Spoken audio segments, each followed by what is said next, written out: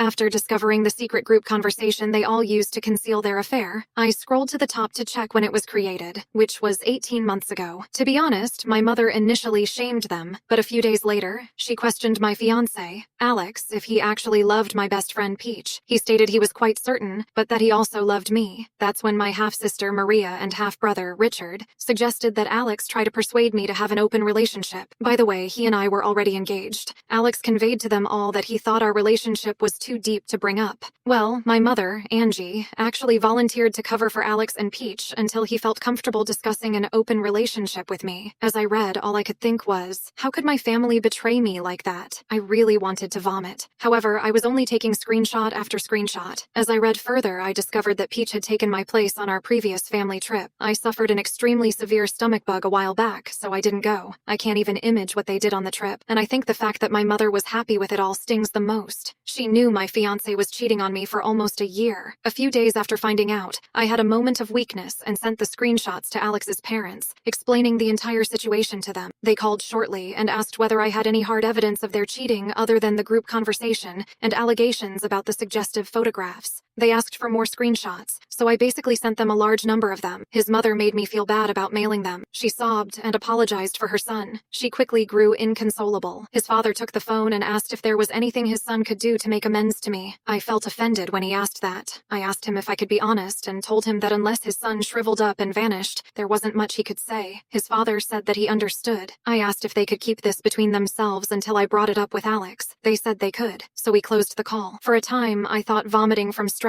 was unusual, but it finally happened. Alex attempted to rub my back after he heard me puke. I raised my hand and cleaned myself up. He spoke with sympathy and inquired as to my well-being. For once, I saw only crimson, but I maintained my composure. Later that day, I started preparing for the rehearsal dinner. Alex informed me he needed to get some things done before going to the restaurant. I told him that was all right and I'd see him later. Before he departed, he told me how much he loved me and how eager he was for this day. I answered, me too, trying not to show any fury. Once he went, I gathered all of the screenshots. Some people may not be aware that you may schedule text messages to be sent at specific times. I decided to send all of the screenshots to everyone, including Peach's family, our friend groups, his family, and myself. I scheduled it to go out at 1:25 p.m. This would mark the halfway point of the supper, and people would be dropping off gifts early for us. I gathered the dark hole of stress that was building inside me and went to the restaurant. When it came time, my mother and her husband had already arrived. My mother hugged me, and I could only stand there. To have her hands on me felt like she was directly violating my spirit. I gave her a brief tap embrace so she wouldn't become suspicious, and we went inside. Guests started arriving, and everyone was unexpectedly on time. Once everyone had gathered, Alex launched on a long speech about how happy he was that everyone could come, and how excited he was for his family's next supper. He remarked how I was the love of his life and how glad he was that our families would meet and we could become one. I wanted to ask him how dare he say that, but I only gave him fake grins and nods. Peach looked like a naive dog, smiling and applauding for us. Seeing this happen in real life is simply mind-blowing. People go to great lengths to have their cake and eat it too. I could barely eat because the worry was overwhelming me. People's phones began ringing around the time I set for the texts, and Alex and Peach's phones blew up. I'd like to acknowledge that, for once, a genuine smile appeared on my face. It was like witnessing an entire kingdom disintegrate and fall. Peach and Alex's shocked looks at me were golden. It is the one memory I will cherish from this sad day. My aunt went crazy. She began calling my mother a horrible, callous bye again and over. My mother quickly examined her phone and noticed I had sent close the screenshots. She screamed and became enraged, accusing me of once again attempting to ruin her life. The most hurtful reaction came from my grandparents, who began yelling at my mother. My grandma and a few of our other guests were trying to hold my aunt back as she began yelling every expletive she could. My grandfather was yelling at my mother, saying he didn't raise her. At this time, everyone is yelling and wailing hysterically. My other bridesmaids were cursing at Peach and calling her names. I hate to admit it, but I found joy in that. My grandfather proceeded to scream at Alex. I just began laughing and sobbing. I experienced so many emotions that I honestly believe my body didn't know what to do, so it tried everything. The tears continued pouring. My cousin escorted me outside as quickly as she could, as Alex pursued us. He kept yelling my name and begged to speak. I ignored him, as my cousin pushed him away from her car so she could get inside and drive away. She escorted me to my aunt's house and instructed me not to open the door for anyone. It felt similar to being left at home alone as a child. I didn't, and simply simply sat on the floor. That's when I simply started crying. All of the emotions I had been holding in for so long finally surfaced. After approximately another hour, my aunt and cousin returned home. They hugged me for around 5 minutes. When we finally parted ways, I noticed my aunt had several scratches on her. I'm assuming they couldn't keep my aunt away from my mother for much longer. My aunt updated me on everything. Apparently, as my cousin drove away with me, Alex returned and began shouting at Peach for spoiling everything. They got into a yelling match, and several of our friends attempted to separate them. My grandparents, aunt, and Tony, my mother's husband, were questioning my mother for answers. Tony was the most incensed.